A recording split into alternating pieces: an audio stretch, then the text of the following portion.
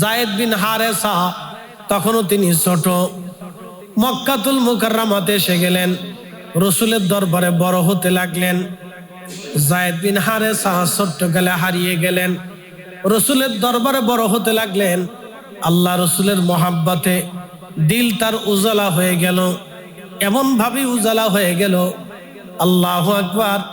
যায়েদ বিন হারেসার দেশ থেকে তার আপনজনেরা মক্কায় আসছে হজ করার জন্য। তখনকার দিনেও মক্কাতে হজ হতো। হজ করার জন্য তাদের অঞ্চল থেকে লোকেরা আসছে। আসার পরে দেখলো যায়েদ বিন হারেসা মক্কাতে আছে। খোঁজ নিল কার বাড়ি আছে, বলে আব্দুল্লাহর বেটা মোহাম্মদ ইবনে আব্দুল্লাহর ঘরে যায়েদ বিন হারেসা বসবাস করতেছে।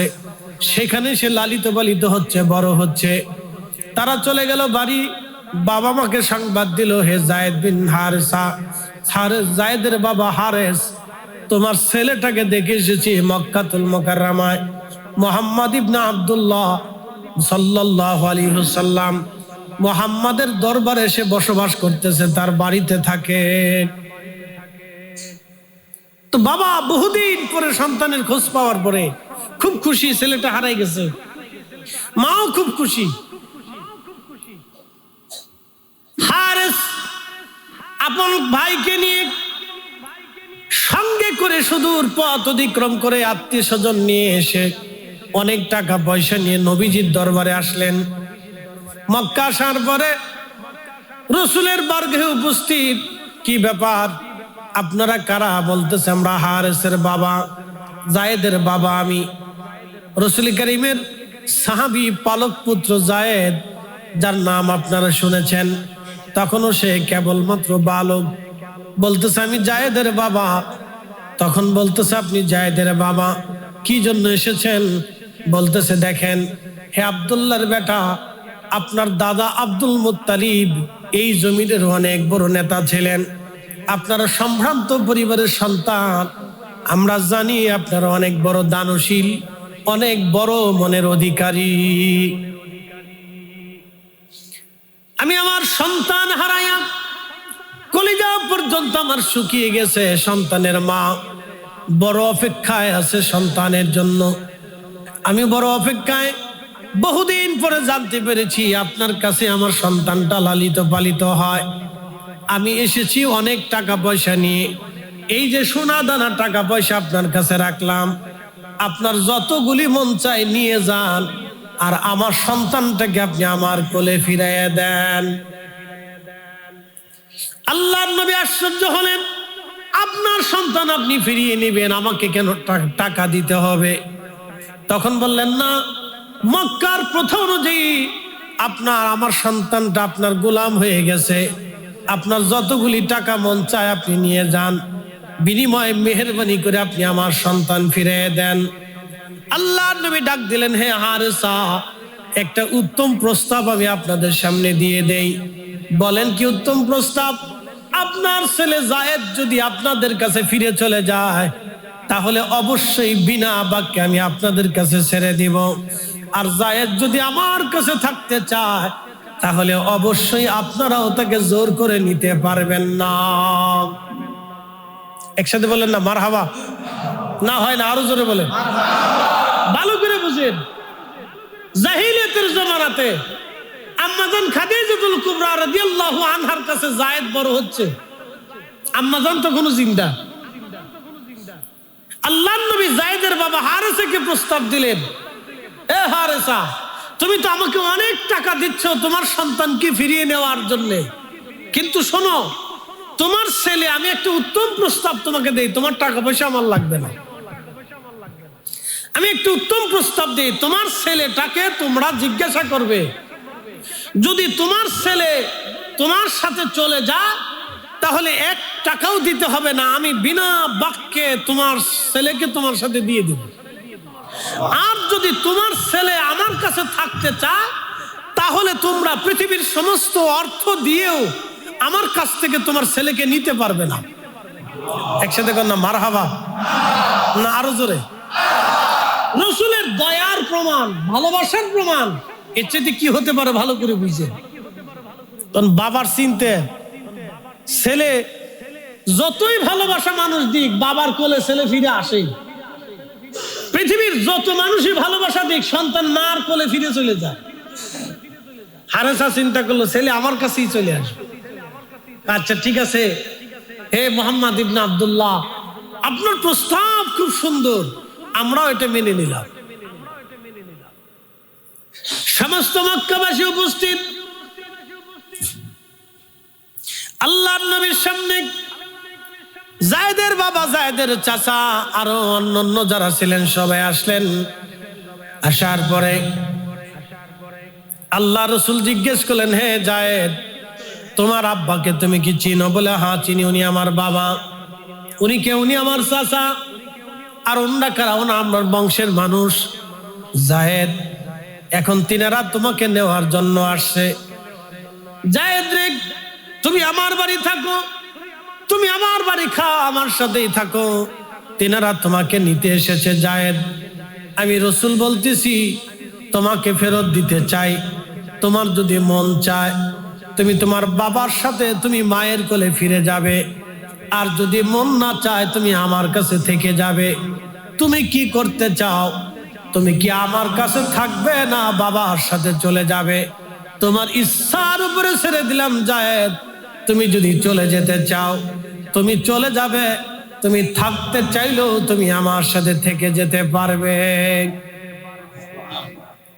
হযরত যায়েদ বালক ডাক দিয়ে বলল, হে মক্কাবাসী, হে আমার আব্বা জান, আপনারা শোনেন, আপনি আমার বাবা, আমার মা আমার অপেক্ষায় আছে। তবে হ্যাঁ আব্বা জান, শুনে নেন, আমি রসুলের দরজা থেকে, এই বাড়ি থেকে আমি কখনো আপনাদের কাছে ফিরে যাব না। আমি জীবন এইখানেই থেকে যাব, এইখানেই আমার থাকার স্থান আমি নির্বাচন করে নিলাম। আমি আপনাদের মাঝে আর কোনোদিন ফিরে যাব না। একবার জোরে বলা যাবে কে মারহাবা? একটু ভালো করে বুঝেন। তখনই আল্লাহ রসুল যায়েদের হাত ধরে বলেন, হে মক্কাবাসী, তোমরা শোনো, আজকে থেকে যায়েদ আমার পালিত বেটা, আজ থেকে যায়েদ আমার সন্তান, তার আজকে থেকে নাম হবে যায়েদ বিন মুহাম্মদ, সে মুহাম্মাদের বেটা। একসাথে বলবেন আল্লাহু আকবার। পরবর্তীতে আল্লাহ আয়াতে কারিমা নাজিল করে দিয়ে এটাকে রহিত করে দিয়েছিলেন, রহিত করে দিয়েছেন। এই জন্য কেউ যদি বলে এটা আমার পালিত সন্তান, তাহলে এটা হবে না। কেউ যদি বলে আমার ধর্মের ছেলে, তাও হবে না। কোনো ধর্মের ছেলে টেলে নেই, কোনো ধর্মের বাপ নাই পৃথিবীতে, কোনো ধর্মের বাপ নাই, ধর্মের মা নাই। খুব মনোযোগ দিবেন। আল্লাহর নবী হাত ধরে বলেন, হে মক্কাবাসী, তোমরা শুনে নাও, আমার যায়েদ হচ্ছে আজকে থেকে আমি আমার সন্তান, আমি তাকে আমার সন্তানের মর্যাদা দিলাম। সে আজকে থেকে আমার ওয়ারিশ, সাকে আমি আমার ওয়ারিশ বানিয়ে নিলাম। তোমরা সাক্ষী থাকো। যায়েদের বাবা হারেসা বললেন, ঠিক আছে, আমার ছেলেটা যেহেতু আপনার কাছে থাকতে চায় আর আপনিও তাকে সন্তান হিসেবে মেনে নিলেন, এর চাইতে বড় সুসংবাদ আমার জন্য আর কিছু হতে পারে না। আমার যায়েদ যদি আমার কাছে কখনো ফিরে যায় তো ইচ্ছা হলে ফিরে যাবে, নতুবা আমার যায়েদের কাছে আমি আসবো, সেও আমার সন্তান, আপনারও সন্তান, আপনি তাকে সন্তান হিসেবে মেনে নিলেন, এর চাইতে আমার আর সৌভাগ্য কি হতে পারে? আমি বাবা হিসেবে এটা মেনে নিলাম। একবার আওয়াজ তুলে বলা যাবে কে মারহাবা?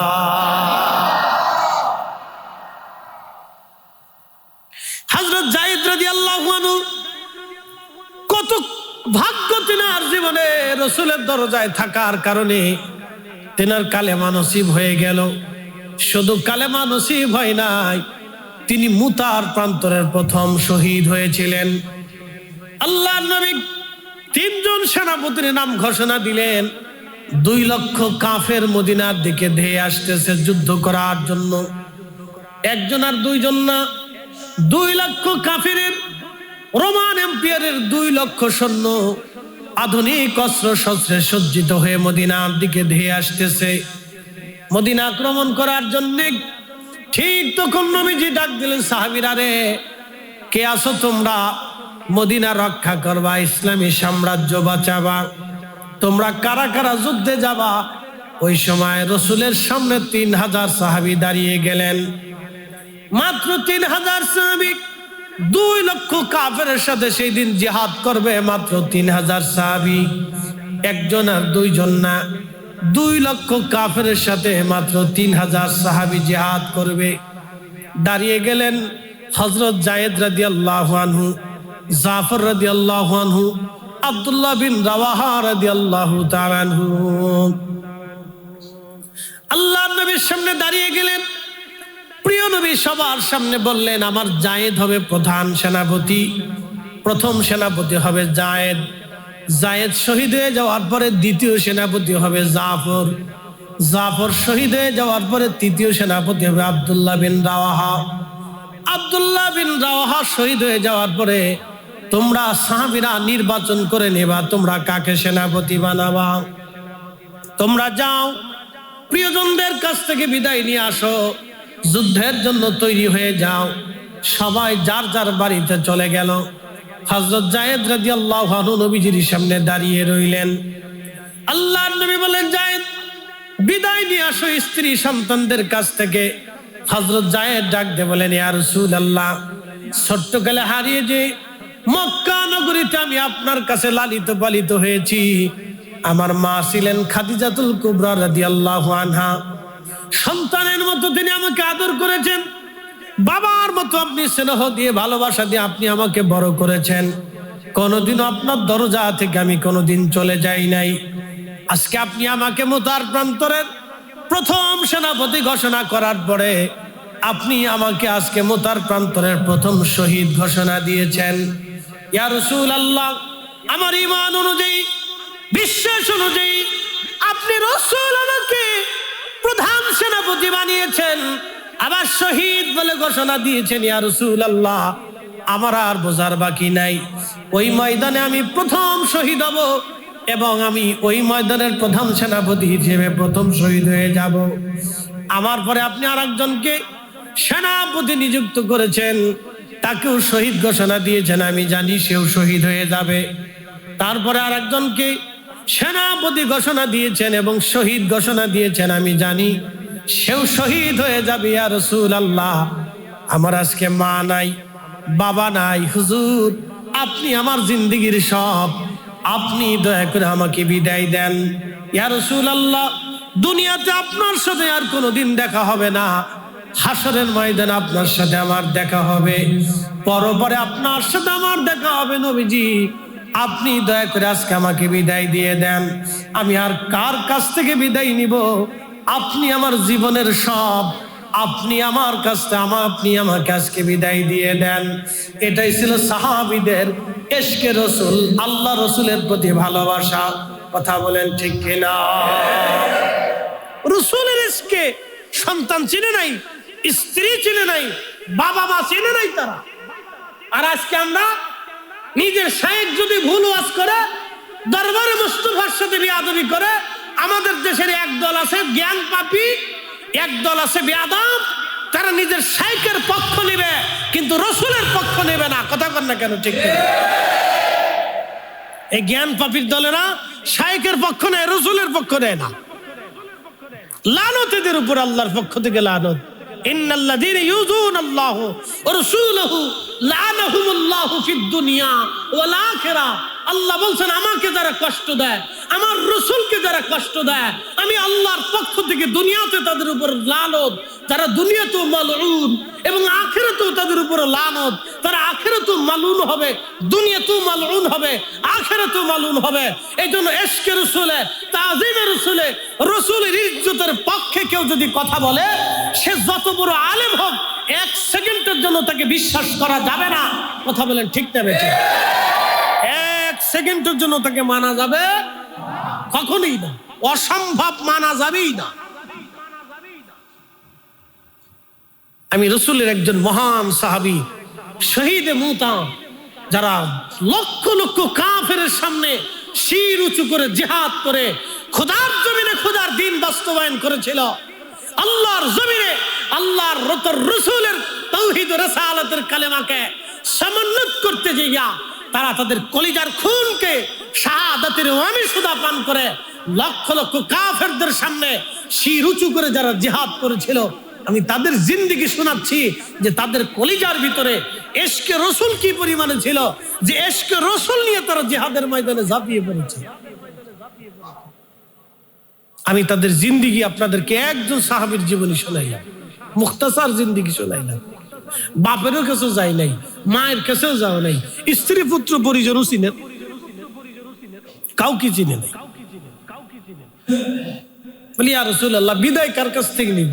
আপনার কাছ থেকে নিব। আপনি আমাকে লালন পালন করছেন, আপনি আমার জিন্দেগির সব আপনাকে দিয়ে দিছি ইয়া রাসূলুল্লাহ, সব আপনাকে দিয়ে দিছি, বিদায় আপনার কাছ থেকে নিব, আপনি আমাকে বিদায় দিয়ে দেন। আর বড় আফসোস হলো, সত্য জ্ঞান পাপিষ্ঠরা লেখাপড়া শিখার পরেও তাদের আকল হইল না। কিছু কিছু মানুষের আকলের ভিতরে কুত্তা এমন ভাবে পেশাব করছে যে তার বুঝানোই যায় না। এই কথা কর না কেন? বুঝানোই যায় না, একটু বুঝবে না। নিজের শায়েখ যদি ভুল বলে, নিজের দলের লোকেরা ভুল বললো, কোইটাই ঠিক।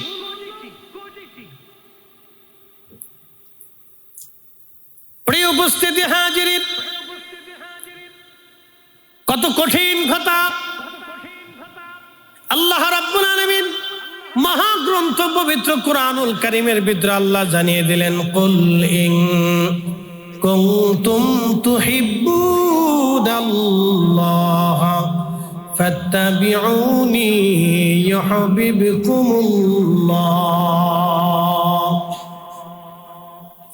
কুল, হুজুর আপনি বলে দেন, ইন কুনতুম তুহিব্বুনাল্লাহ, শর্ত হলো কেউ যদি আমাকে ভালোবাসতে চায়। দেখেন আমাদের অনেকের নামে আছে মাশুকে এলাহি, ভালো করে বুঝেন, মাশুকে এলাহি বলে এলাহির মাশুক। আর আল্লাহ কি বলতেছেন? তোমরা যদি মাশুকে এলাহি হতে চাও, তোমরা যদি মাশুকে এলাহি হতে চাও, আশেকে এলাহি যদি হইতে চাও, যদি তোমরা আশেকে এলাহি হতে চাও, তো আল্লাহ বলে দিলেন, কুল ইন কুনতুম তুহিব্বুনাল্লাহ ফাত্তাবিউনি। কুল, হুজুর আপনি উম্মতকে জানান, উম্মতকে শিখিয়ে দেন, কেউ যদি আমি রবকে ভালোবাসতে চায়, কেউ যদি বলে আমি আল্লাহকে সে ভালোবাসে, তাহলে হুজুর আপনি বলে দেন ফাত্তাবিউনি। সর্বপ্রথমে আপনাকে তাকে ভালোবাসতে হবে। দুই ধরনের ভালোবাসা আপনাকে দিতে হবে, মোহাব্বতে সিফাতি আর একটা মোহাব্বতে জাতি। মোহাব্বতে সিফাতি, মোহাব্বতে জাতি। মোহাব্বতে সিফাতি কি? সিফাতি মোহাব্বত হলো নবীজি যেইভাবে পাগড়ি পরেছেন সেইভাবে পাগড়ি পরবেন, টুপি পরেছেন টুপি পরবেন, পোশাক পরেছেন পোশাক পরবেন, যেইভাবে তিনি খানা খেয়েছেন সেইভাবে খানা খাবেন, যেইভাবে চলেছেন সেইভাবে চলবেন, যেইভাবে বিয়ে শাদী করেছেন ওইভাবেই করবেন, যেভাবে তিনি ব্যবসা করেছেন সেইভাবে করবেন, যেইভাবে আমানতদারিতা করেছেন সেইভাবেই করবেন, যেইভাবে সমাজ করেছেন সেইভাবে করবেন, যেইভাবে আত্মীয়তার হক রক্ষা করেছেন ওইভাবে করবেন। প্রিয় নবীজির জীবনের সমস্ত আদর্শগুলি, সুন্নতগুলি নিজেদের জীবনের বাস্তবায়ন করার নাম মোহাব্বতে সিফাতি। এই মোহাব্বতে সিফাতির বর্ণনা করতে যায় নবী বলেছেন, মান আহাব্বা সুন্নতি ফাকাদ আহাব্বানি ওয়া মান আহাব্বানি কানা মাই ফিল জান্নাহ। আল্লাহর নবী বললেন যে আমার আদর্শকে ভালোবাসবে সে আমাকে ভালোবাসবে, ওয়া মান আহাব্বানি, যে আমাকে ভালোবাসবে, কানা মাই ফিল জান্নাহ, সে আমার সাথে জান্নাতে চলে যাবে। একসাথে জোরে বলেন না মারহাবা। একসাথে আমার সাথে জান্নাতে চলে যাবে। কেউ যদি আমার সুন্নতকে ভালোবাসে সে আমার সাথে জান্নাতে যাবে। এটার নাম হচ্ছে মোহাব্বতে সিফাতি, গুণের মোহাব্বত। নবীজির কিছু গুণ ছিল, ওই গুণ আপনার ভিতরে থাকতে হবে। প্রিয় নবী দাড়ি রেখেছেন, আপনি দাড়ি রাখবেন। প্রিয় নবীজি ডান হাতে খাবার খেয়েছেন, আপনি ডান হাতে খাবেন। দস্তরখানা বিছিয়েছেন, আপনি বিছাবেন। নবীজি অভুক্তকে খাবার দিয়েছেন, আপনি খাবার দিবেন। নবীজি অপরিসীম ভাবে দান করেছেন, আপনিও দানের হাত প্রশস্ত রাখবেন। আল্লাহর নবী স্ত্রীদের সাথে সুন্দর ব্যবহার করেছেন, আপনিও করবেন। রহমতের নবীজি এইভাবে সুন্দর চরিত্রের অধিকারী হয়েছিলেন, আপনার জীবনেও সুন্দর চরিত্রের অধিকারী হতে হবে। এটার নাম হলো সিফাতি মোহাব্বত, মোহাব্বতে সিফাতি। এই মোহাব্বতে সিফাতি ভালোবাসলে নবীজি বলেছেন সে আমাকে ভালোবাসবে, আর যে আমাকে ভালোবাসবে কানা মাই ফিল জান্নাহ, সে আমার সাথে জান্নাতে চলে যাবে। আল্লাহর নবী বলেন ফালাইকুম বিসুন্নতি, তোমরা আমার সুন্নত মানবে। এই জন্য আমরা আহলে সুন্নাত ওয়াল জামাত, একসাথে কর না মারহাবা। কি মানবে? সুন্নত মানবে। ফালাইকুম বিহাদিসি, প্রিয় নবী হাদিসের কথা বলেন নাই, বলেছেন ফালাইকুম বিসুন্নতি, তোমরা আমার সুন্নাত মানবে। কি মানবে? কথা বলেন না কেন? কি মানবে? ফালাইকুম বিহাদিসি, হাদিসের কথা বলেন নাই, সুন্নত বলেছেন। এই জন্য সব হাদিস সুন্নত হয় না, কিন্তু সব সুন্নত হাদিস হয়। কথা বুঝাইতেছি? সব হাদিসই সুন্নাহ না। দাঁড়িয়ে পেশাব করার হাদিস আছে, কিন্তু আপনি দাঁড়িয়ে পেশাব করতে পারবেন না বিশেষ মুহূর্ত ছাড়া। 11টা শাদী মুবারক করার সুন্নত রাসূলের হাদিস আছে, নবীজি 11টা শাদী মুবারক করেছেন, কিন্তু আপনি 60টির উপরে বিয়ে করতে পারবেন না। এই জন্য সব হাদিস সুন্নত না, সব সুন্নতি হাদিস। এই জন্য রাসূল বললেন ফালাইকুম বিসুন্নতি ফালাইকুম বিহাদিসি বলেন নাই। এই জন্য আমরা আহলে হাদিস না, আমরা আহলে সুন্নাত ওয়াল জামাত। কথা কন না কেন? ঠিক না বেঠিক?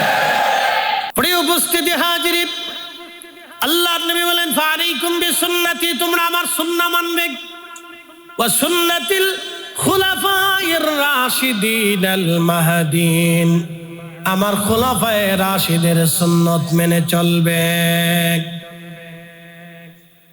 প্রিয় উপস্থিতি ভালো করে শুনবেন, আল্লাহ পাইতে হলে রাসূলের ভালোবাসা কেন শর্ত? আমি কোরআন হাদিস থেকে সাহাবীদের জীবনী থেকে ভালো করে বুঝাই, আর একটু বুঝে যান। এরপরের মোহাব্বত হলো মোহাব্বতের জাতি। একটা মোহাব্বতের শর্ত কথাগুলি তুলে ধরলাম, এই মোহাব্বতের নাম মোহাব্বতে সিফাতি। মোহাব্বতে সিফাতি, গুণাবলী মোহাব্বত। নবীজি দাড়ি রেখেছেন, আমরাও রাখি। নবীজি বাবরি রেখেছেন, আমরাও রাখি। প্রিয় নবী পাগড়ি পরেছেন, আমরা পরি। ডান হাত দিয়ে খাবার খেয়েছেন, আমরা খাই। কখনো 3 আঙ্গুল দিয়ে খেয়েছেন, খেতে পারি। 5 আঙ্গুল দিয়ে খেয়েছেন, খেতে পারি। খাওয়ার পরে আঙ্গুল চেটেছেন, ছাড়তে পারি। বাসন ধুয়ে পরিষ্কার করে খেয়েছেন, খেতে পারি। এই যে সিফাতি মোহাব্বত, প্রিয় নবী যে সুন্নতগুলিকে, আদর্শগুলিকে বেছে বেছে গুনে গুনে এবং সেই জীবনে বাস্তবায়ন করা, এটার নাম হচ্ছে সিফাতি মোহাব্বত। এই মোহাব্বত যে করবে, নবীজি বলছেন কানা মাই ফিল জান্নাহ, সে আমার সাথেই জান্নাতে চলে যাবে। একসাথে বলবেন না সুবহানাল্লাহ? এই সুন্নতের কথা বলতে যে আল্লাহ কোরআনে বললেন লাকাদ কানা লাকুম ফি রাসূলিল্লাহি উসওয়াতুন হাসানাহ। আবার পড়েন লাকাদ কানা লাকুম ফি রাসূলিল্লাহি উসওয়াতুন হাসানাহ। আল্লাহ বলে দিলেন হাবিব, আপনার আদর্শ, আপনার মডেল, আপনার জিন্দেগি, আপনার অনুসরণীয়, আপনার উম্মতের জন্য চমৎকার, উত্তম অনুসরণীয়। আপনার আদর্শ উত্তম আদর্শ, আপনার জীবনী উত্তম জীবনী। আপনার উম্মত যদি আপনাকে অনুসরণ করে, তাহলে উম্মত জান্নাতের জন্য যথেষ্ট হয়ে যাবে। একবার জোরে বলা যাবে কি মারহাবা? আর আমাদের দেশে আমরা মডেল বানাইছি কাদেরকে? যে বেডি বেশি ল্যাংটা হইতে পারে, এটা হইছে মডেল। আর যে বেড়া বেশি নাচতে পারে, ও বেড়া হইছে মডেল। নাম দিছি স্টার, বাংলায় বলে তারকা। শয়তানে হাসে আর কয় বাপরে বাপ, ও যদি স্টার হয় তাহলে আমার দোষ কি? কথা বুঝেন নাই মনে হয়? বুঝতে পারছেন? পৃথিবীতে তারকা কাদেরকে বলে বলেন তো? যে বেডিরা বেশি ল্যাংটা হইয়া ফুলাফান্ডে দেখাইতে পারে, যে ছেলেরা দেখ আমি ল্যাংটা কেমনে হইছি, এটার নাম হচ্ছে স্টার। এরা যদি স্টার হয় তো শয়তান চিন্তা করে তা আমার দোষ কি? আমি কি দোষ করলাম? তাহলে ভালো করে শুনে যাবেন, আপনার আল্লাহর কোরআনে আল্লাহ বলতেছেন, হাবিব আপনার জীবন আদর্শ এতই চমৎকার জীবন আদর্শ কেউ যদি মেনে নেয় তাহলে ইয়া রাসূলুল্লাহ তার জন্য যথেষ্ট হবে উত্তম আদর্শ। ভালো করে শুনে যাবেন, চট্টগ্রাম আনোয়ারাবাসী আল্লাহু আকবার। এরপরে আল্লাহ কোরআনে বললেন, কুল হুজুর আপনি বলে দেন, ইন কুনতুম তুহিব্বুনাল্লাহ ফাত্তাবিউনি ইউহিব্বুকুমুল্লাহ। আপনি রাসূলের ইত্তেবা মহাব্বত এমন ভাবে সে দিয়ে দিবে আর একটা মহাব্বতের নাম, সেই মহাব্বতের নাম হলো মহাব্বতের জাতি। জাতি মহাব্বত কারে বলা হয় একটু ব্যাখ্যা করে বুঝাই। মহাব্বতের জাতি কাকে বলা হয় একটু ভালো করে বুঝেন। আচ্ছা বলেন তো, মা সন্তানটাকে ভালোবাসে সন্তানের আদর্শের কারণে না কলিজার ভিতর থেকে? বাবা সন্তানকে ভালোবাসে, ভালো করে বুঝেন, বাবাটা সন্তানটাকে ভালোবাসে। সন্তানটাকে বাবা কেন ভালোবাসে? সন্তানের চরিত্র দেখে, সন্তানের জ্ঞান গরিমা দেখে, সন্তানকে চরিত্র জ্ঞান গরিমা এগুলি দেখে বাবা সন্তানকে ভালোবাসে না। বাবা সন্তানকে ভালোবাসে সন্তানটা বাবার নসল, বাবার থেকে সন্তান, মা থেকে সন্তান। এই জন্য মা এবং বাবা কলিজার একেবারে গহীন থেকে সন্তানটাকে ভালোবাসে। কলিজার গভীর থেকে, বাহির থেকে না, কলিজার একেবারে ভিতরের অংশ থেকে সন্তানটাকে নিঃস্বার্থভাবে মহব্বত করে। এই ভালোবাসার ভিতরে কোনো স্বার্থ লুকানো থাকে না, একবারে নিঃস্বার্থভাবে বাবা তার কলিজার ভিতর থেকে সন্তানকে ভালোবাসে। তার বাস্তব প্রমাণ আপনি দেখবেন, একটা গাভীর বাচ্চা হওয়ার পরে, একটা গাভী বাচ্চা প্রসব করার পরে ওই বাচ্চাটাকে, ওই বাছুরটাকে, আপনাদের চট্টগ্রামে কি বলে, বাছুর না? তো এই গাভীর বাছুরটাকে, বাচ্চাটাকে নিয়ে আপনি কোলে করে সারা আনোয়ারা ভরে যদি হাঁটেন আর গাভীর গলার রশি যদি কেটে দেন, গাভী কারো বাড়ি যাবে না, কারো ধান খেতে যাবে না, কারো গম খেতে যাবে না, কারো খাবারে মুখ দিবে না, ওই গাভীটা আপনার পিছে পিছে হাঁটতে থাকবে। কি কথা ঠিক আছে না? ওই গাভীটা আপনার পিছে পিছে হাঁটবে। আচ্ছা বলেন, গাভী কি আপনার মহব্বতে হাঁটে না বাচ্চার মহব্বতে হাঁটে? বাচ্চা আপনি কোলে করে হাঁটতেছেন, পানির ভিতরেও যদি ঝাঁপ দেন তো গাভী আপনার সাথে পানির ভিতরেও ঝাঁপ দেবে। বলে কেন? বাচ্চার মহব্বতে গাভীটা আপনার পিছনে যাচ্ছেন। তার মানে গাভীটা তার বাচ্চাকে কলিজার ভিতর থেকে ভালোবাসে। একসাথে কোন আল্লাহু আকবার। এটার নাম হচ্ছে মহাব্বতে জাতি। মহাব্বতে জাতি, জোরে বলেন মহাব্বতে। আরো বুঝাইতেছি, আরো বুঝাইতেছি। প্রিয় আনোয়ারাবাসী, পাখির 4-5টা বাচ্চা হলো, পাখির বাসার ভিতরে 3-4টে বাচ্চা হলো। ওই পাখিটা উড়ে উড়ে উড়ে উড়ে বিভিন্ন জায়গা থেকে পোকামাকড় খাবার ধরে এনে বাচ্চাদের মুখের ভিতরে ঢুকায় দেয়। কথা ঠিক আছে না? পাখির বাচ্চারা হা করে, মা পাখি দৌড়ে আসার পরে হা করে পাখি বাচ্চার মুখের ভিতরে খাবারগুলি ঢুকায় দেয়। সাপ আসে বাচ্চাটাকে মারার জন্য, ধরার জন্য, অথবা হিংস্র কোনো পাখি, চিল আসে বাচ্চা ধরে নিয়ে যাওয়ার জন্য। তখন এই মা পাখিটা জীবনের সমস্ত শক্তি দিয়া তখন তার বাচ্চাদেরকে বাঁচানোর জন্য লড়াই করে শত্রুর সাথে। নিজের জীবনকে শত্রুর মুখে ফেলে দিয়ে মা যুদ্ধ করতে থাকে তার বাচ্চাকে বাঁচানোর জন্য। বলেন তো, এই পাখিটা তার বাচ্চাদেরকে ভালোবাসে স্বার্থে না বিনা স্বার্থে? বিনা স্বার্থে। ওই মা পাখিটা হৃদয়ের গভীর থেকে বাচ্চাদেরকে ভালোবাসে। এই ভালোবাসাটার নাম হলো মহাব্বতে জাতি। মহাব্বতে জাতি আপনাদেরকে বুঝাইলাম, এটাকে বলা হয় মহাব্বতে জাতি। এই জাতি মহাব্বতের বিষয়ে আল্লাহ বললেন, হুজুর কেউ যদি আমাকে ভালোবাসতে চায় তাহলে বলে দেন ফাত্তাবিউনি, সে যেন আপনাকে জাতি মহাব্বত দিয়ে ভালোবাসে।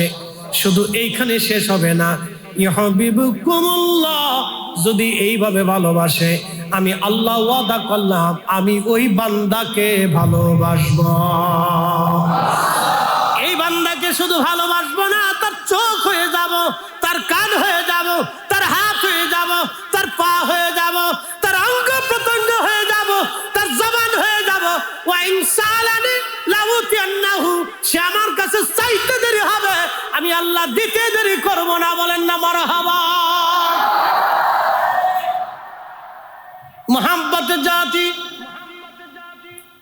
আল্লাহ রসুল এই মোহাব্বতের জাতির বলতে ওয়াজ করতে যায়, নবীজি বললেন লা ইউমিন, ভালো করে বুঝেন, লা ইউমিন। আমরা সুন্নিরা কেন রসুলের শানে খেলাফ কথা বললে আমরা কোন সুন্নি এটা মানতে পারি না? কথা কন না কেন, ঠিক কিনা? আমরা কোন সুন্নি এটা মানতে, কথা কন না কেন, কোন সুন্নি মানতে, আমাদের পীর সাহেবরাও যদি রসুলের সম্মানের বিরুদ্ধে কথা বলে তা আমরা সুন্নিরা পীরও তালাক মেরে দেই। কথা কন না কেন, ঠিক কিনা? আমরা আমাদের শায়েখ তালাক মারি, বক্তা তালাক মারি, পীর তালাক মারি, কিন্তু আমাদের অপোজিটে আর এক দল আছে, তারা তাদের শায়েখরা বক্তারা যখন শানে রাসালাতে গুস্তাখি করে তখন তারাই আবার তাদের বক্তাদেরকে বাঁচানোর জন্য নানান যুক্তি উপমা তুলে ধরিয়া তারা ওই মিথ্যার পক্ষে, রসুলের ইজ্জতের বিরুদ্ধে যাইয়া তারা আবার অনেক যুক্তি তর্ক দলিল উপস্থাপন করিয়া তারা তাদের নিজেদের বক্তাদেরকে বাঁচানোর চেষ্টা করে। আমরা সুন্নিরা কখনোই এটা মানি না। কথা বলেন ঠিক না বেঠে?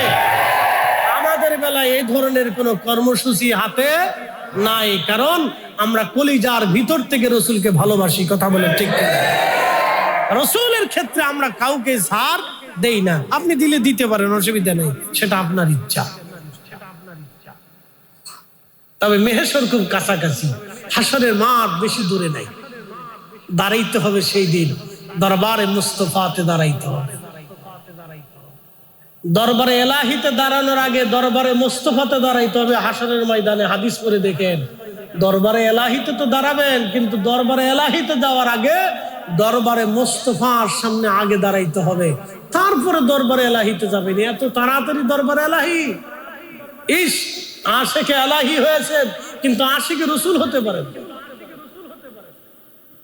নাম লিখেছেন আশিকে এলাহি কিন্তু আশিকে রসুল হতে পারেন না।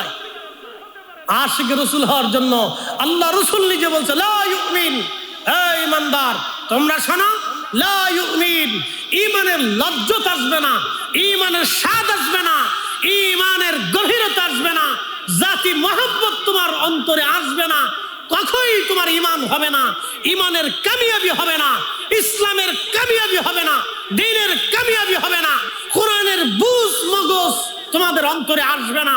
তত সময় পর্যন্ত লা ইউমিনু আহাদুকুম হাত্তা আকুনা আহাব্বা ইলাইহি মিন ওয়ালিদিহি ওয়া ওয়ালাদিহি ওয়ান নাসি আজমাইন। বুঝেন নাই মনে হয়? বুঝাই দিছি। মিন ওয়ালিদিহি ওয়া ওয়ালাদিহি, তোমার সন্তান, তোমার সন্ততি, তোমার পিতামাতা, তাদেরকে যেইভাবে ভালোবাসো তার থেকে বেশি পরিমাণে ভালোবাসা আমাকে দিতে হবে, আমি রসুলকে দিতে হবে। তোমার সন্তানকে তুমি যেমন কলিজার ভিতর থেকে মহব্বতে জাতি দিয়া তোমার সন্তানকে নিঃস্বার্থভাবে ভালোবাসা, তোমার পিতামাতাকে যেমন কলিজার ভিতর থেকে তুমি হৃদয় দিয়ে ভালোবাসো, তার চাইতে বেশি পরিমাণে ভালোবাসা আমি রসুলকে যদি দিতে পারো তাহলে ঈমানের স্বাদ পাবা, আর যদি দিতে না পারো তাহলে ঈমানের স্বাদ তোমার নসিবে হবে না। বুঝে যাবে। এই জন্য রসুল আল্লাহ পাইতে হলে আগে রসুল পাইতে হবে, নেভার কখনোই না। আল্লাহ পেতে হলে আগে রসুল পেতে হবে। আবু বকর সিদ্দিক রাদিয়াল্লাহু আনহু হিজরতের সময় রাত গভীর দরজার সাথে হেলান দিয়া প্রিয় নবী টুকা দিয়ে বলেন, আবু বকর। দরজা খুলে গেল, জিজ্ঞেস করলেন ঘুমাও নাই? বলি ইয়া রাসূলুল্লাহ, বহুদিন আগে বলেছিলেন হিজরত করা লাগতে পারে, সেদিন থেকে ঘুমকে হারাম করেছি, বিছনাকে হারাম করেছি, স্ত্রীর সঙ্গ থেকে জুদা হয়েছি, সন্তান থেকে আলাদা হয়েছি। ইয়া নবী আল্লাহ, দরজার সাথে হেলান দিয়ে দাঁড়িয়ে থাকি, একটু ঝিমু দেই না, চোখও বুঝি না কখন আপনি আসবেন, অপেক্ষায় দাঁড়িয়ে থাকে। আমি আবু বকর যদি ঘুমাই আর আপনি আমাকে এসে ডাকবেন, কাফেররা জেনে যাবে, আপনাকে কষ্ট দিবে। ইয়া রাসূলুল্লাহ, আবু বকর আপনার অপেক্ষায় দরজার সাথে হেলান দিয়ে দাঁড়িয়ে থাকে, এটার নাম মহাব্বতের জাতি। আল্লাহ রাসূল ডাক দিলেন, আয়েশা শোনো, ভালো করে শুনে নাও, তামাম উম্মতের ন্যায্য পাল্লায় দেওয়া হয়। আর আমার হিজরতের রাত্রে আমার আবু বকর যেইভাবে আমার জন্য দাঁড়িয়েছিল, এই এতটুকু নেক যদি আর এক পাল্লায় দেওয়া হয়, আমার আবু বকরের নেকের ওজনের সমান হবে না। চিৎকার মেরে বলবেন আল্লাহু আকবার। না হয় না আরো জোরে বলেন আল্লাহু আকবার। এটার নাম মহব্বতের জাতি। আল্লাহ পাওয়ার শর্ত রসুলকে মহব্বত করা, নতুবা কোন উম্মতের নসিবে আল্লাহ পাওয়া তো দূরের কথা, নাজাতও নসিব হবে না। আল্লাহ পাওয়া তো দূরের কথা, নাজাতও নসিব হবে না। ভালো করে বুঝে যাবে, এটার নাম মহব্বতের জাতি। প্রিয় উপস্থিতি হাজিরিন, গাসলুল মালায়েকা হযরত হানজালা গোসল তার ফরজ গোসল বাদ দিয়ে তলোয়ার হাতে নিয়ে হযরত হানজালা রওনা দিলেন। এখন আপনাদেরকে প্রশ্ন করি, জবাব দিবেন। গোসল ফরজ হলো শেষ রাত, তাহাজ্জুদের পরে ফজরের সময়। তখনও তিনি গোসল করেন নাই, তখনও তিনি নাপাক ছিলেন। নাপাক যদি হয় তাহলে বোঝা গেল গোসলও হলো না, ফজরের নামাজও হলো না। ভালো করে বুঝে যান, গোসলও হলো না, ফজরের নামাজও হলো না। হযরত গাসলুল মালায়েকা হানজালা রওনা দিলেন। তো দিলেন, আজ ফজরের নামাজ চলে গেল, গোসলও চলে গেল। দুইটা ফরজ তিনি ছেড়ে দিলেন। এক নম্বর ফরজের নাম হলো গোসল ফরজ, এটাও তিনি ছেড়ে দিলেন। 2 নম্বর ফরজ ছিল তার ফজরের নামাজ, এটাও তিনি ছেড়ে দিলেন। তলোয়ার হাতে দৌড়ায় গেলেন ইশকে মুস্তাফা নিয়া, মোহাব্বতে মুস্তাফা নিয়া, ইশকে রসুল নিয়া দৌড়াইয়া তিনি উহুদের ময়দানে চলে গেলেন, যুদ্ধ করলেন, কাফেরদের ভিড়ের মধ্যে শহীদ হয়ে গেলেন। আল্লাহ আইব ধরলেন না, ফজর চলে গেল ধরলেন না, গোসল চলে গেল তাও ধরলেন না, আল্লাহ অপরাধ ধরলেন না, গুনাহ ধরলেন না। ইশকে রসুলের তারণানি শহীদ হওয়ার কারণে গাসলুল মালায়েকা আমার আল্লাহ, গাসলুল মালায়েকা হানজালাকে আমার আল্লাহ নিয়ে গেলেন ফেরেশতা দিয়ে আসমানে নিয়ে হাউজে কাউসারের পানি এনে হযরত হানজালাকে ফেরেশতা দিয়ে আসমান জগতে আল্লাহ গোসল করাইলেন। একবার জোরে বলেন মারহাবা। এটার নাম ইশকে রাসূল। মোহাব্বতের জাতি। আমরা যখন এই কথা বলি তখন তারা বলে আমরা বেদাতি। কথা কন না কেন? আমরা কি বলে? আমরা হয়েছি বেদাতি আর অন্য হয়েছে সুন্নতি। শয়তানে হাসে, কয় বাপরে বাপ, উদুর ফিন্ডি বুদুর ঘরে চুরি করছে একজন, সাফাইছে আর একজনের ঘরের উপরে। মাকালের ফল দেখতে ভালো, উপরে লাল নীল ভিতরে কালো। আপনাদের দেশে বলে কাইন্দে ফল। চিনছেন নি? বাচ্চারা চিনবে না, এখনকার যুবকরা এগুলো চিনতো না, মুরব্বীরা চিনবে। দেখতে উপরে খুব সুন্দর দেখা যায়, আপেলের মতো টকটক টকটক করে, কিন্তু ভিতরে গন্ধ, কালো কালো গন্ধ আসে। মাকালের ফল দেখতে ভালো, উপরে লাল নীল ভিতরে কালো। ওরে সারা জীবন এমনি গেল দয়াল, সারা জীবন এমনি গেল, খাইতে আমরা পারলাম না। যার ভিতরে নাই রসুলের প্রেম, তার সাথে ভাব কইর না।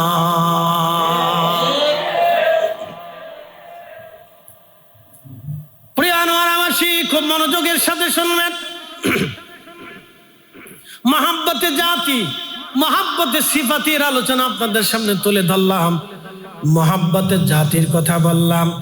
হযরত হানজালা রাদিয়াল্লাহু আনহু মহাব্বতের জাতি ফরজ ছেড়ে দিলেন, কিন্তু আল্লাহ ধরেন নাই। হযরত আবু বকর মহাব্বতের জাতি করতে গিয়া বিবির হক ছেড়ে দিলেন। কথা বুঝেন নাই মনে হয়? স্ত্রীর হক ছেড়ে দিলেন, বাচ্চার হক ছেড়ে দিলেন, রসুলের মহাব্বতে দাঁড়িয়ে রইলেন। একসাথে করেন আল্লাহু আকবার। স্ত্রী থেকে জুদা হলেন, সন্তান জুদা হয়ে গেলেন, সন্তানের হক ছেড়ে দিলেন, স্ত্রীর হক ছেড়ে দিলেন, দরজার পাশে দাঁড়িয়ে রইলেন। আল্লাহ আইব ধরেন নাই, দোষ ধরেন নাই। কিয়ামতের ময়দানে আল্লাহ জিজ্ঞাসা করবেন, আবু বকর স্ত্রীর হক তুমি ছেড়ে দিয়েছিলা, আল্লাহ দোষ ধরবে না। বলে কারণ কি? তিনি এমন একজনের জন্য দাঁড়িয়েছিলেন যিনি এক পাশে থাকবে আর ইসলাম আর এক পাশে থাকবে। কথা কোন ঠিক কিনা?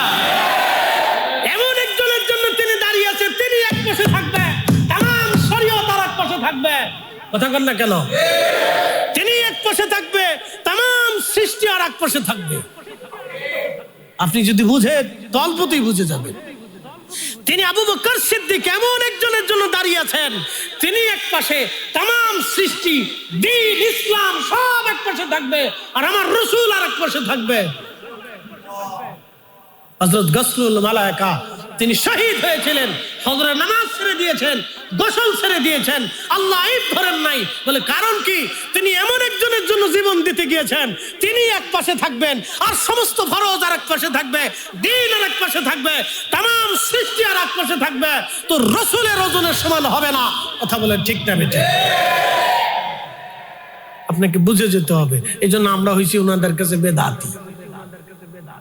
ও সাতার বেদাতের ফতোয়ার গোষ্ঠী গিলাই, ওগুলো দেখার টাইম আমাদের নাই, এগুলি দেখার সময় আমাদের নেই। বুঝে তারপরে কবরে যায়, না বুঝে যদি কবরে যান তো জিন্দিগি বরবাদ হবে।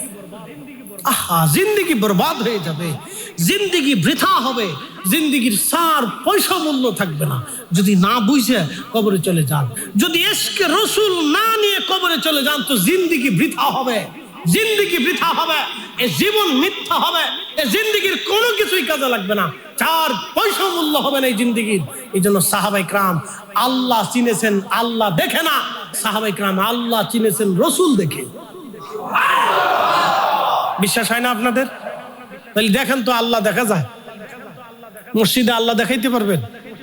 কোন জায়গায় আল্লাহ আছে দেখেন তো, আমার আল্লাহ দেখাইতে পারবেন?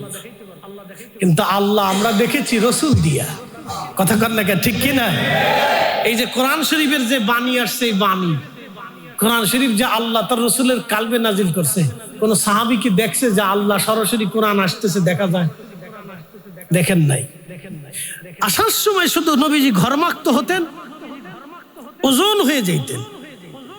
এরপরে কোরআন আসা নাজিল শেষ হয়ে যাওয়ার পরে নবীজি বলতেন, ইন্না আ'তাইনা কাল কাউসার ফাসাল্লি লিরাব্বিকা ওয়ানহার ইন্না শানিয়াকা হুয়াল আবতার। সাহাবীরা বলতে, সাদাকতা ইয়া রাসূলুল্লাহ, আরাইতাল্লাযী ইউকাযযিবু বিদ্দীন ফাযালিকাল্লাযী ইয়াদউল ইয়াতীম ওয়া লা ইয়াহুদ্দু আলা তুআমিল মিসকিন। সাহাবীরা বলতে, সাদাকতা ইয়া রাসূলুল্লাহ, আলিফ লাম মিম যালিকাল কিতাবু লা রাইবা ফীহি হুদাল লিল মুত্তাকিন। সাহাবায়ে কেরাম বলল, সাদাকতা ইয়া রাসূলুল্লাহ, আপনি সত্য বলেছেন। একসাথে বলবেন না মারহাবা? সাহাবীরা কি আল্লাহ দেখে আল্লাহ চিনেছে না রাসূল দেখে আল্লাহ চিনেছে? হ্যাঁ, একবারে হিসাব সহজ। সাহাবীরা নামাজ পড়েছে কি আল্লাহ দেখে না রাসূল দেখে? সাহাবীরা রোজা রেখেছে কি আল্লাহ দেখে না রাসূল দেখে? সাহাবীরা হজ করেছে কি আল্লাহ দেখে না রাসূল দেখে? সাহাবীরা দান করেছে কি আল্লাহ দেখে না রাসূল দেখে? সাহাবায়ে কেরাম জিকির করেছে কি আল্লাহ দেখে না রাসূল দেখে? সাহাবায়ে কেরাম যুদ্ধের ময়দানে নিজের কলিজা শহীদ করেছেন কি আল্লাহ দেখে না রাসূল দেখে? রাসূল দেখে তারা জীবন দিয়েছে। এটার নাম ইশকে রাসূল। যদি হিসাব সহজ না বুঝেন জিন্দেগি বরবাদ হবে। একেবারে সহজ হিসাব, হিসাব বড় সহজ, কিন্তু আমরা তেনে ফেসাইতে জিলাপি ফেসাইয়া একবার হিসাবটাকে কঠিন করে দিয়েছি। হিসাবে কঠিনে যায়, সূত্র যদি না আসেন কিয়ামত পর্যন্ত অঙ্ক কষবেন, মাগার খাতা শেষ হবে, কলমের কালিও শেষ হবে, জিন্দিগিও শেষ হবে, কিন্তু অঙ্ক মিলাইতে পারবেন না। আর যদি সূত্রে ঠিক মতো আসেন তাহলে অঙ্ক বেশি সময় লাগবে না, অল্প সময়ে, অল্প কষাতে, অল্প কালিতে, অল্প কাগজেই অঙ্ক মিলে যাবে। মাগার সূত্র ঠিক হবে না, কিয়ামত পর্যন্ত হায়াত হবে, অঙ্ক খালি কষতে থাকবেন, খাতাও শেষ হবে, জিন্দিগি শেষ হবে, মাগার কলমও শেষ হবে, কিন্তু অঙ্ক শেষ হবে না, রেজাল্ট পাবেন না, ফলাফল পাবেন না। এই জন্য দ্বীনের সূত্র আল্লাহ কোরআনে বলে দিয়েছেন, মাইয়ুতির রাসূল ফাকাদ আতা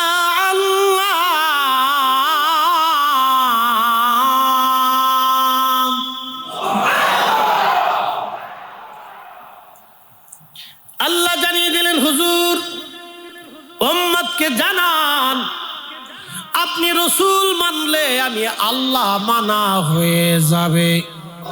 আল্লাহকে যে পাইতে চায়। Kazi Nazrul under matric 8 pass, জীবনে মাদ্রাসায় ঠিক মতো পড়ে নাই, কলেজ ভার্সিটিতেও জীবনে পড়ে নাই, কিন্তু মেধা আল্লাহর পক্ষ থেকে এমন ভাবে এসেছিল তার সাহিত্য গ্রন্থ প্রবন্ধ তার জীবনীর উপরে থিসিস করে গবেষণা করে বাংলাদেশের ঢাকা ইউনিভার্সিটির মতো বিশ্ববিদ্যালয়গুলিতেও তার জীবনীর উপরে গবেষণা করে ডক্টর ডিগ্রি তার নামের আগে লাগাইতে হয়। তিনি কাজী নজরুল ইসলাম। ছেলেরা ঢাকা ভার্সিটিতে পড়া ভাই বোনা অনেক বড় মেধাওয়ালা হয়ে গেছে। এত ছাতা ভাই বোনা বাংলাদেশের বড় ভার্সিটিতে পড়ে মনে করো না যে আপনি তুমি বড় মেধাবী, না। ও ছাতার মেধাবী দিয়ে কি হবে? ছাতার মেধাবী দিয়ে বাংলাদেশে কি হবে?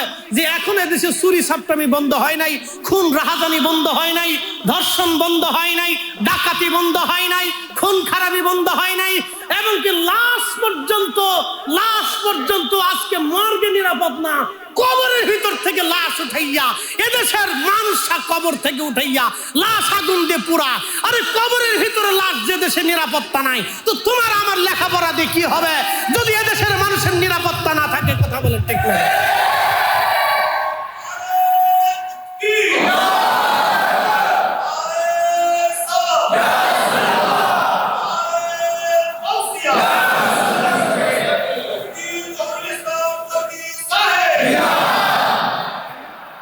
কি হবে লেখাপড়া দিয়া?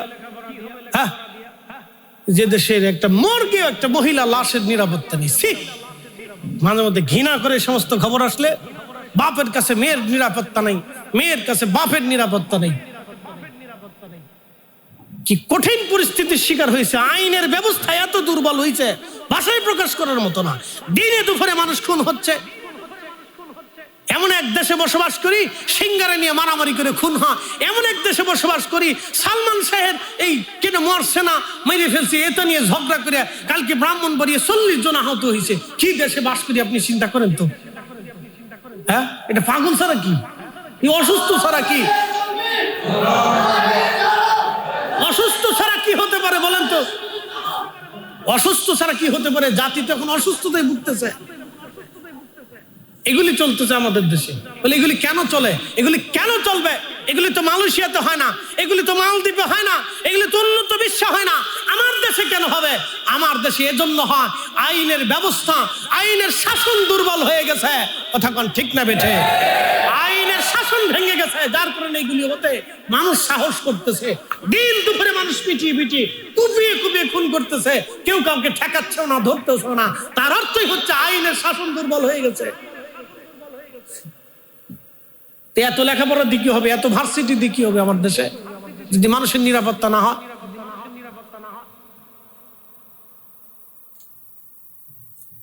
প্রিয় উপস্থিতি, দুঃখের সাথে কথাগুলি বলতেছি। ইয়া রব্বি, রাসূল করিম দুনিয়াতে কেন আসলেন?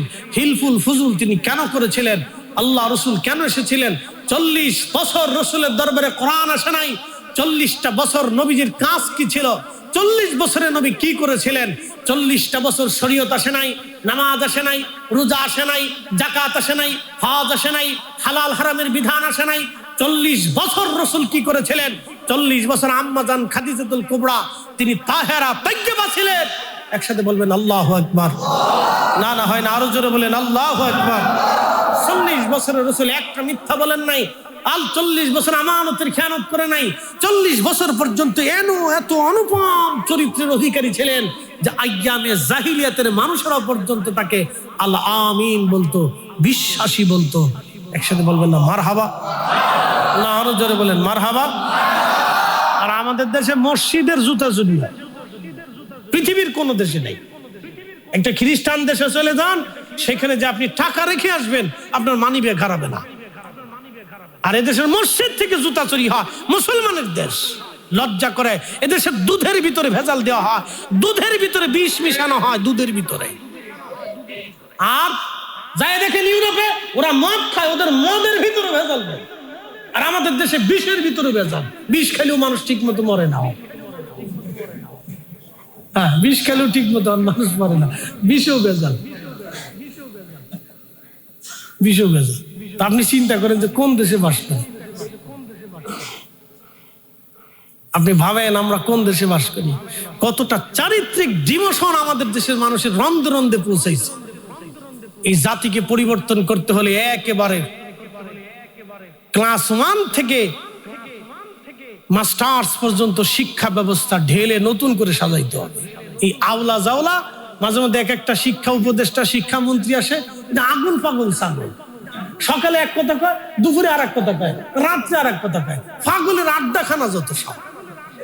কি কথা কন না, পাগলের আড্ডাখানা, আগুন পাগল ছাগল এক একটা আসে। কোথেকে আসে এগুলো? মাঝে মধ্যে মনে হয় যেন নেশা নেশা করে মনে হয়। কোথেকে আসে আল্লাহ জানে। বাস্তব শিক্ষা ব্যবস্থা আমাদের দেশে নেই। বাস্তব শিক্ষা ব্যবস্থা আমাদের দেশে নেই। একটা বাচ্চাকে কি শিখানো হয়? ছোটকাল থেকে একটা বাচ্চাকে ক্লাস অন্তত 5 পর্যন্ত একটা বাচ্চাকে তৈরি করার সময় হলো ওই সময়। একটা বাচ্চার মানসিক তৈরির সময়টা হলো ক্লাস 1 থেকে 5 পর্যন্ত। এই সময় বাচ্চাটা তৈরি হয়। এই সময় আপনি তার ব্রেনে যা ঢুকাবেন এই সময় তাই ঢুকবে। হ্যাঁ, মনে রাখবেন, এই সময় একটা বাচ্চার ব্রেনে আপনি যা ঢুকিয়ে দিবেন ওই সময় তাই ঢুকবে। ক্লাস 1 থেকে 5 পর্যন্ত একটা বাচ্চাকে শিখিয়ে দিন। আর আমাদের মাদ্রাসাও আছে, কিছু কিছু মাদ্রাসায় ফুলাফন্ডে পিটাইতে পিটাইতে বাপ দায় ফেলাই দিয়ে, মারতে মারতে লেংটা করে ফেলাই দিচ্ছে। পাগলের আড্ডাখানা যত সব। প্রিয় উপস্থিতি, অনেক চেঞ্জ করার দরকার, অনেক চেঞ্জ। শিক্ষা ব্যবস্থা ক্লাস 1 থেকে একবার মাস্টার্স পর্যন্ত ঢেলে নতুন করে সাজাইতে হবে। তাহলে জাতির পরিবর্তন হবে না। একে আরো কঠোর আইনের ভিতরে নিয়ে আসতে হবে, জাতিকে কঠিন আইনের ভিতরে নিয়ে আসতে হবে, ধামাক্কা আইনের ভিতরে। ওই লুলু ফুলু দিয়ে কাজ হবে না। প্রিয় উপস্থিতি হাজিরিন, আমি আমার মূল টপিকসের দিকে চলে যাই। সময়ের স্বল্পতা, খুবই মনোযোগের সাথে শুনবেন। রাহমাতুল লিল আলামিন, আল্লাহ পাওয়ার শর্ত হলো ইশকে রাসূল। ইশকে রাসূল না হলে আল্লাহ পাওয়া যাবে না।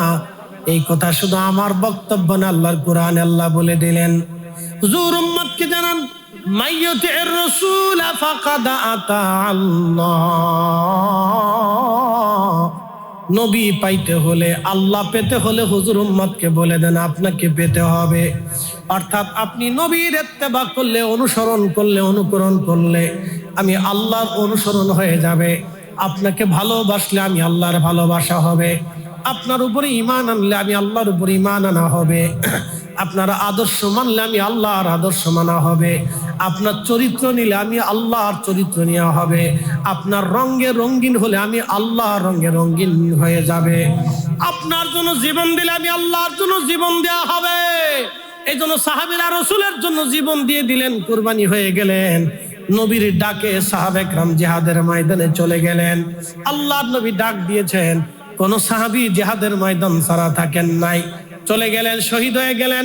রাসূলের ডাকে শহীদ হয়ে যাইয়া এ জমিনে তারা কালেমার বীজ বপন করে ঘুমিয়ে গেলেন। রন্দে রন্দে কালেমা দিয়ে গেলেন। শত শত হাজার হাজার মাইল ধরে তারা কালেমার দাওয়াত ছড়িয়ে দিলেন। আহা, রাসূলের মহব্বতে তারা জীবন দিয়ে দিলেন। এইভাবে সংসার ছেড়ে দিলেন, বাড়ি ঘর ছেড়ে দিলেন, স্ত্রী পুত্র পরিজন সব তারা ছেড়ে দিলেন। আচ্ছা বলেন তো, 6 বছরের একটা মেয়ে 50 ঊর্ধ্ব একজন ব্যক্তির কাছে আপনি বিয়ে দিবেন? কোন বাবা দিবে? না খেয়ে ভিক্ষা করে সন্তানদের খাওয়াইলেও কোন বাবা তার 6 বছরের একটা ছোট্ট বাচ্চাকে 50 ঊর্ধ্ব একজন ব্যক্তির কাছে কখনো বিয়ে দিবে না। কিন্তু আবু বকর রাদিয়াল্লাহু আনহু ইশকে রাসূলের তাড়না এসে বলেন, ইয়া রাসূলুল্লাহ, আপনি আমার কন্যা আয়েশাকে বিয়ে করে নেন। আল্লাহর নবী বলেন, আবু বকর বলো কি, সে তো অনেক ছোট। বলি, ইয়া রাসূলুল্লাহ, ছোট হোক তারপর আপনাকে শাদী করতে হবে। বলে, কেন? বলি, ইয়া রাসূলুল্লাহ, আপনার সাথে আমার আত্মীয়তার সম্পর্ক হোক। আমি আমার অর্থ বিত্ত সহায় সম্পদ কলিজা জীবন দিয়ে সময় দিয়ে আপনার খেদমত করেছি। ইয়া রাসূলুল্লাহ, আমার কন্যাটা আপনার ঘরের ভিতরে খেদমত করবে।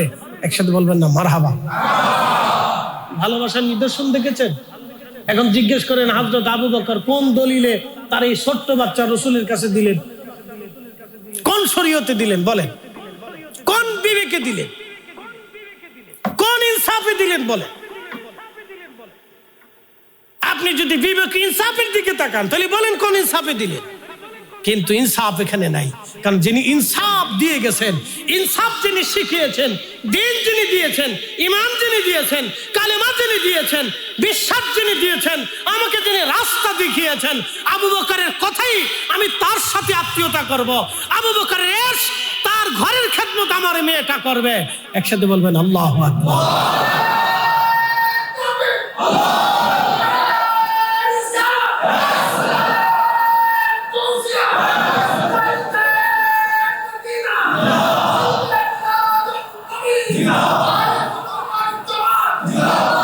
এটার নাম ইশকে রাসূল।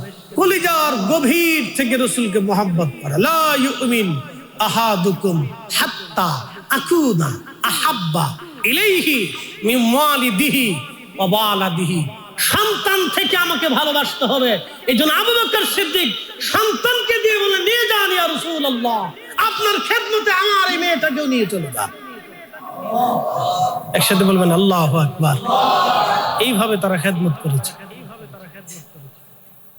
কারণ আবু বকর সিদ্দিক জানতেন, আমি এক এমন মহামানবের কাছে আমার মেয়েকে তুলে দিচ্ছি, যিনি সারা জিন্দেগি আমার এই মেয়েটাকে সম্মানিত করে রেখে যাবেন। ঠিকই তাই করে গেছে। পৃথিবীতে আম্মা জান আয়েশাই একমাত্র সেই মহিয়সী নারী যিনি দুনিয়ার বড় বড় সাহাবীদেরকে হাদিস শিখিয়েছেন। তিনি উস্তাদা ছিলেন। একসাথে বলবেন না মারহাবা। উস্তাদা ছিলেন, উস্তাদা, হাদিসের উস্তাদা। হাদিসের উস্তাদা। অসংখ্য নারী সাহাবীদেরকে তিনি হাদিসের দর্শ দিয়েছেন। আম্মা জান খাদিজা আয়েশা সিদ্দিকা, তিনি সেই মহিয়সী নারী মুহাদ্দিসা। তিনি সেই মুহাদ্দিসা যিনি অন্দরমহলে বসে বসে হাজার হাজার সাহাবায়ে কেরামকে রাসূল করিমের হাদিস শিক্ষা দিয়েছেন। একসাথে বলবেন আল্লাহু আকবার। না না হয় না, আরো জোরে বলেন আল্লাহু আকবার। এভাবে রাসূল আম্মা জানকে তৈরি করে রেখে গেছেন। বুঝতে পারছেন? বুঝে যাবে। প্রিয় উপস্থিতি হাজিরিন,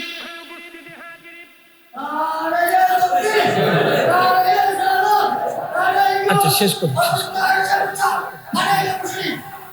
আচ্ছা শেষ করুন। পাগল সব জায়গায় আছে। পাগল ছাড়া দুনিয়া চলে না। না না, পাগল সব মাহফিলে দিয়ে একটা থাকে। এরা আশেক। মারহাবা বলেন। এটার কোনো দলিল টলিল নেই। এখানে কিয়ামত পর্যন্ত দলিল দিল, এটা সুন্নিয়ত থেকে আপনি সরাইতে পারবেন না। কি কথা কন না কেন? এটা কুরবানি দিলে আপনি সুন্নিয়ত থেকে সরাইতে পারবেন না। ইমানে মজবুত না। দরবারে মোস্তফাতে এরকম কিছু ছিল। আবু বকর এক ধরনের, হযরত ওমর খুব শ্বেতা, হযরত উসমান খুব ভদ্র, হযরত আলী বীর যোদ্ধা, হযরত আবু হুরায়রা হাদিস শিখাইতেন, মুহাদ্দিস সাহাবী, হযরত আব্দুল্লাহ ইবনে মাসউদ ফকিহ সাহাবী, তিনি ফতোয়া দিতেন, হযরত আব্দুল্লাহ ইবনে আব্বাস তিনি কোরআনের তাফসীর করতেন। একসাথে বললেন না মারহাবা। আরো জোরে বলে। হযরত যায়েদ বিন সাবিত তিনি ফকিহ সাহাবী। হযরত ওমর তিনি শাসক ছিলেন, খুব কঠোর ছিলেন। হযরত আবু বকর তিনি দয়াদ্র ছিলেন। হযরত উসমান তিনি দানশীল ছিলেন। হযরত আলী বীর যোদ্ধা ছিলেন। হযরত আবু যর গিফারি তিনি জাহিদ সাহাবী ছিলেন, দুনিয়া বিরাগী। ফতোয়া দিতেন, তোমরা যদি আগামী ওয়াক্তের খাবার জমা করো তাহলে তোমরা আল্লাহরে বিশ্বাসী করো না। দেখছেন নি? মুজাহাদা করতেন। হযরত ওমর বললেন, আরে আবু যর, তোমার এই মাসলা এখানে চলে না, তুমি চলে যাও। তোমার এই মাসালা দিয়ে খেলাফত চালানো যাবে না। আবু যরের মাসালায় আবু যর ঠিক ছিলেন, ওমরের মাসালাতে ওমর ঠিক ছিলেন। কারণ ওমর বুঝতেন আমাকে খেলাফত চালাইতে হলে বাইতুল মালে খাবার জমা রাখতে হবে। আর আবু যর গিফারি বলতেন যে আল্লাহর উপরে যদি ইয়াকিন থাকে তাহলে আগামী রক্তের কোনো খাবার জমা থাকলে চলবে না। কারণ উনি মুজাহাদা করতেন, ওনার এক তরিকা। একসাথে করেন না মারহাবা। এই জন্য পৃথিবীতে কিছু ওলি দেখবেন যাদের দুনিয়া বিরাগী, টাকা নাই, পয়সা নাই, ঘর নাই, বাড়ি নাই, জমি নাই, সংসার নাই, কিচ্ছু নাই। এরা মাজারে মাজারে ওলিদের বারগাহে বারগাহে ঘুরে বেড়ায়। আপনি চিনেন না? হ্যাঁ, ওলিদের বারগাহে বারগাহে ঘুরে। আমি নিজে মালয়েশিয়াতে হুজুর গাউসে পাকের আওলাদ সুলতানুল আরিফিন আল্লামা ইসমাইল হাক্কি, আল্লামা ইসমাইল বুগদাদি আল হানাফি, আল্লামা ইসমাইল বুগদাদি আল হাসানি আল হুসাইনি রাদিয়াল্লাহু আনহুর মাজার জিয়ারত করে আসি। মালাক্কা সাগরের ভিতরে ছোট্ট একটা দ্বীপের ভিতরে ওনার মাজার। আমি সেইখানে গেছি। হুজুর গাউসে পাকের কলিজার বেটা হযরত সুলতানুল আরিফিন ইসমাইল বুগদাদি আল হাসানি আল হুসাইনি, হুজুর মহিউদ্দিন আব্দুল কাদের জিলানী গাউসে পাকের ছেলে 900 বছর আগে কালেমার দাওয়াত নিয়ে মালয়েশিয়াতে এসেছিলেন। আর আমাদের দেশে সলিমুদ্দিন 3 দিন ওয়াজ করে মনে করছে আমি বিরাট ইসলামের খেদমত করে ফেলছি। ইস, এত বড় বুজুর্গ ডাক দিয়ে চিৎকার দিয়ে হঠাৎ না মাজারে যাবেন না, শিরিক। আরে বেটা, ওই মাজারওয়ালা না আসলে তোমার তো মুসলমানই হইতো না, তো খাতনাই হইতো না বেটা। কি কথা কন না, খাতনা হইতো? 14 পুরুষের খাতনা হইতো। ও জানে কিছু? হ্যাঁ, শুনে যান। আমি সেই জিয়ারতে গেছি, সেইখানে আল্লাহর ওলির বারগাহে। ওইখানে যাই দেখি কিছু মসজিদ দুনিয়া বিরাগী তসবিহ পড়তেছে, জিকির করতেছে, গাট্টি টোপলা টোপলা টোপলা দিয়ে টোপলা টোপলা মাথা দিয়ে নামাজ কালাম পড়ে তসবিহ পড়তেছে, জিকিরে ফিকির আছে। বললাম, হ্যাঁ রে, ভাবছিলাম শুধু বাংলাদেশের মাজারে বুঝি পাগল টাগল থাকে, অন্তত এখনো আছে। এত উন্নত বিশ্ব, যারা বিরাট বড় বড় অট্টালিকা করছে, কত বড় জানেন? Twin tower.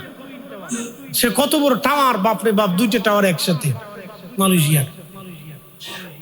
কত বড় টাওয়ার করছে, কত ধনী দেশ। তাদের দেশের দ্বীপের ভিতরে মাজারে পাগল আছে, আল্লাহওয়ালা আছে, দুনিয়া বিরাগী জাহিদ, কিয়ামত পর্যন্ত থাকবে। এরা হযরতে আবু যর গিফারি রাদিয়াল্লাহু আনহুর তরিকা। খালিদ বিন ওয়ালিদ সারা জিন্দেগি জিহাদ করছে, একসাথে কোন আল্লাহু আকবার। এরকম কিয়ামত পর্যন্ত মুসলমানদের ভিতরে বীর যোদ্ধা থাকবে, কিয়ামত পর্যন্ত থাকবে। যুদ্ধ করে গেছে। এই জন্য একজন আরেকজনের বাতিল বললে চলবে না। ইসলামের সৌন্দর্য এটাই, সবাইকে দিয়ে ইসলাম, সব দিয়ে ইসলাম। প্রিয় উপস্থিতি হাজির বন্ধু আমার, রাসূল করিমের মহব্বত দিয়ে আল্লাহ পেতে হয়। হযরত আবু বকর সিদ্দিক, হযরত আবু যর, হযরতে ওয়াসাল করনি জীবনেও রাসূল করিমের দর্শে একটা হাদিস শুনেন নাই, নবীজির মজলিসে কখনো বসেন নাই, একটা আয়াতে কারিমাও নবীজির দর্শ থেকে কখনো শিখেন নাই। কিন্তু তিনি ওয়াসাল করনি এমন এক সম্মানের অধিকারী হলেন, রহমতের নবী, রাহমাতুল লিল আলামিন। সহিহ মুসলিমের কিতাবু ফাযাইল ওয়া সাহাবিন নবী বাবু ফাদাইল ওয়াসাল করনি, বাবের ভিতরে তিনি একটা হাদিসে কারিমা লিখেছেন। আল্লাহর নবী হযরত ওমরকে বলেন, ওমর, যদি কোনোদিন আমার ওয়াসাল করনিকে তুমি পাও, তাহলে তুমি তার দর্শে বসবে, তার কাছ থেকে তুমি তোমার মাগফিরাতের জন্য দোয়া নিবে। হযরত ওমরকে বলতেছেন, ওমর, ওয়াসাল করনিকে যদি তুমি কোনোদিন পাও, তাহলে তুমি তার দর্শে বসবা, তার কাছ থেকে তোমার নিজের মাগফিরাতের জন্য দোয়া নেবা, এবং আমার ওয়াসাল করনিকে বলবা আমার পক্ষ থেকে আমি রাসূল তাকে দাওয়াত দিয়েছি, সেজন্য আমার গুনাহগার উম্মতের মাগফিরাতের জন্য সেজন্য দোয়া করে দেয়। কারণ আমার ওয়াইস দোয়া করতে দেরি হবে, আল্লাহর আসমান থেকে কবুল হতে দেরি হবে না।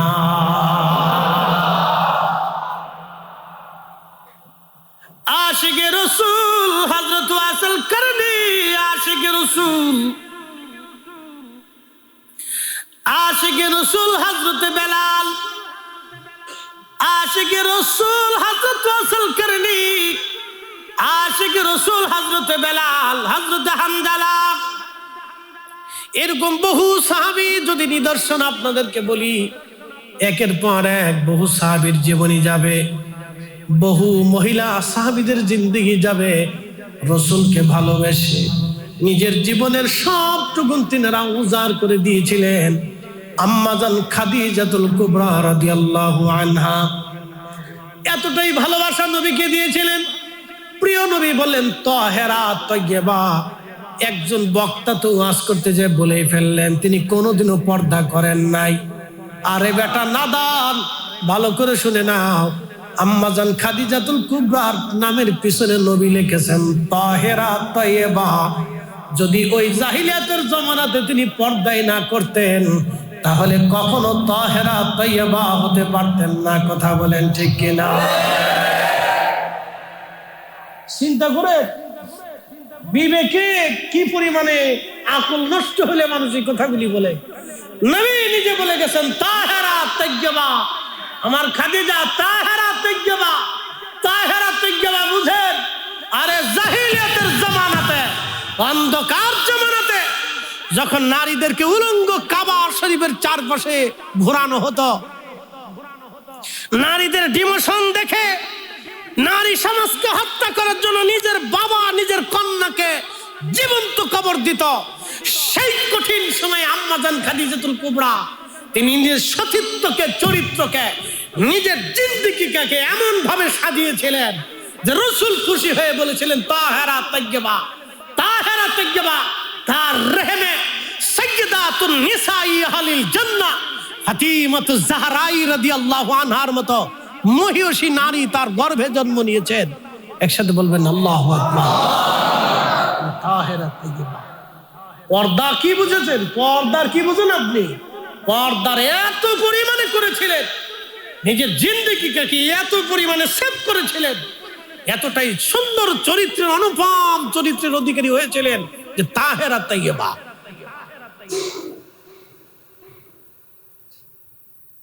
কেমনে বুঝাইতাম আপনাদের বলেন? পাগল দিয়ে দেশ গেছে ঘুরিয়ে, পাগল ছাগল দিয়ে সারা দেশ ঘুরিয়ে গেছে। যে ওয়াজ করবো না, এগুলি সমাধান দিব, মাঝে মধ্যে চিন্তাই করেছে যে কোনটা কইতে হবে। ওয়াজই করবো না, সমস্যার সমাধানটা দিব।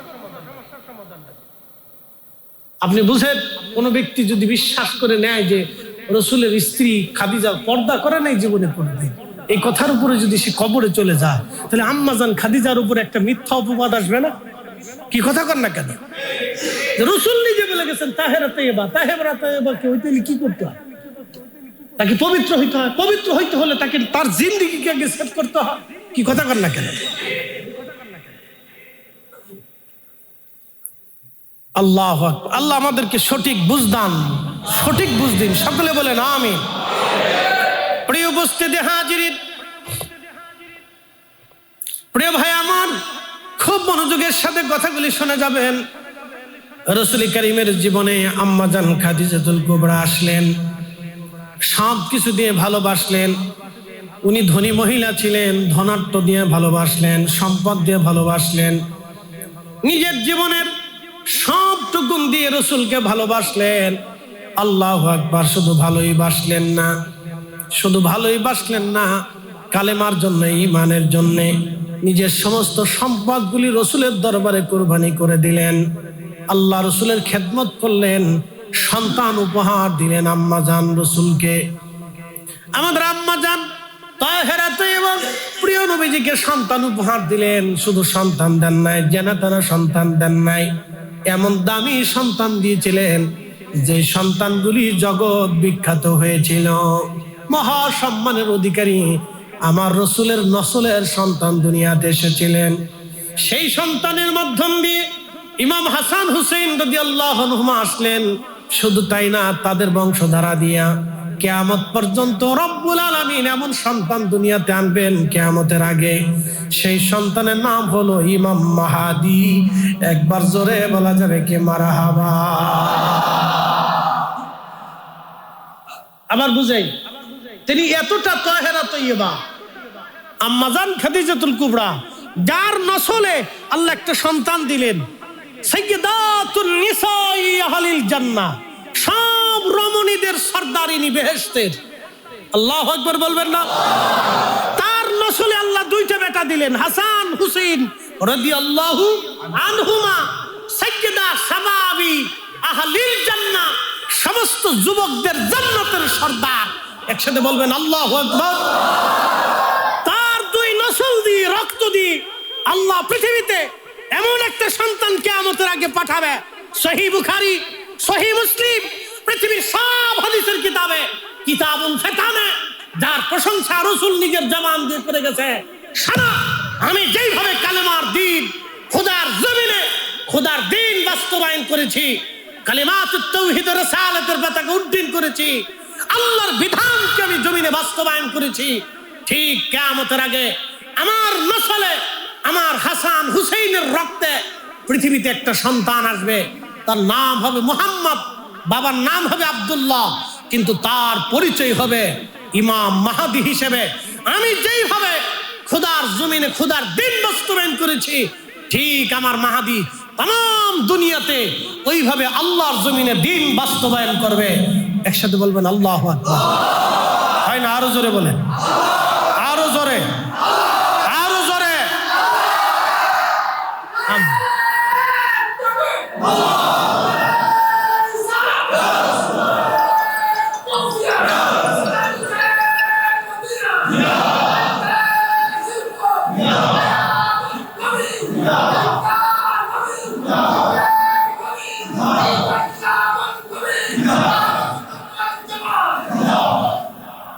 আম্মাজান খাদিজাতুল কুবরা রাদিয়াল্লাহু আনহার নসল।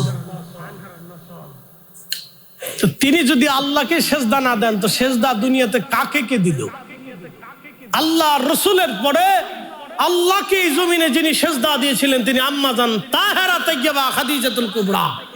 নবীজি নামাজ পড়তেন, রসুল করিমের পিছনে তিনি নামাজ পড়েছেন, হেরেমে কাবা শরীফে। তাও একসাথে বলবেন আল্লাহু আকবার।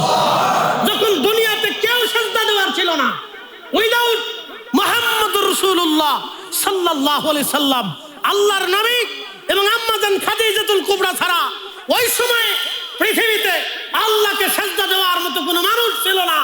সেই সময় কাবা শরীফের সামনে এই দুইজন সবার আগে আল্লাহকে সেজদা দিয়েছেন।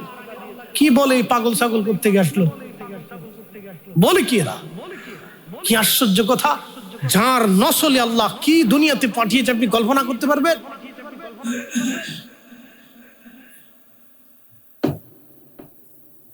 উপস্থিতি এই জন্য দিন গভীর থেকে বুঝতে হয়, ইশকে রাসূল হৃদয়ের গভীর থেকে আনতে হয়, তাজিমে রাসূল আহলে বাইত রাসূলের মর্যাদা মর্তবাকে গভীর থেকে বুঝতে হয়, সাহাবায়ে কেরামের ইজ্জতকে হৃদয়ের গভীর থেকে আনতে হয়, আউলিয়া কেরামের তাজিম মোহাব্বতকে হৃদয়ের গভীর থেকে বুঝতে হয়।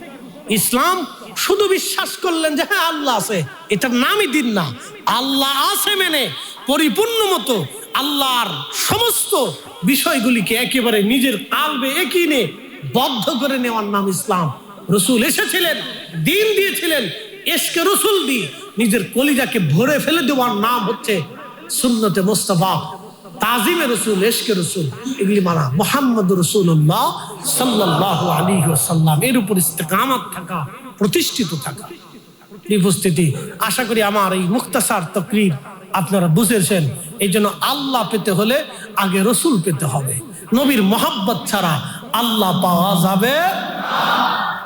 আমার পীর মুর্শিদ একটা শের আমাদেরকে শোনাইতে, যার কারণে গত সৃজন রে দেখো চন্দ্র সূর্য তারা শূন্য ভরে, আসে অচল চলে ধরা ধরে নবী দবিনে ভাব সবই মিশে। কাজী নজরুল কত চমৎকার লিখেছেন, তৌহিদেরই মুর্শিদ আমার মুহাম্মাদের নাম, মুর্শিদ মুহাম্মাদের নাম, ওই নাম জপলেই বুঝতেই পারি, ওই নাম জপলেই বুঝতেই পারি খুদারি কালাম, মুর্শিদ মুহাম্মাদের নাম, মুর্শিদ মুহাম্মাদের নাম। ধুলির ধারা বেহেশত আজ জয় করিল দিল রে লাজ, আজকে খুশির ঢল নেমে में से धूसर सहारा रे सागर आकाश बातास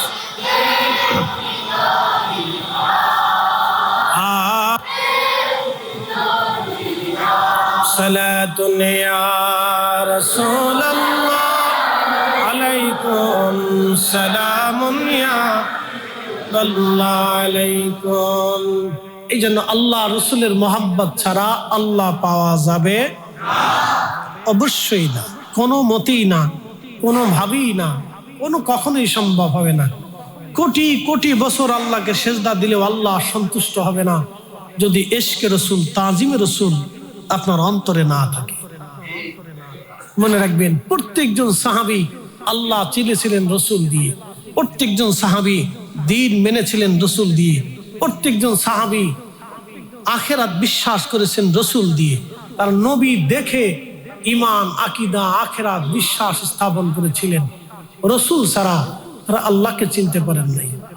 রসুল তোমারই কারণে বিশাল ভুবনে আল্লাহর পরিচয়।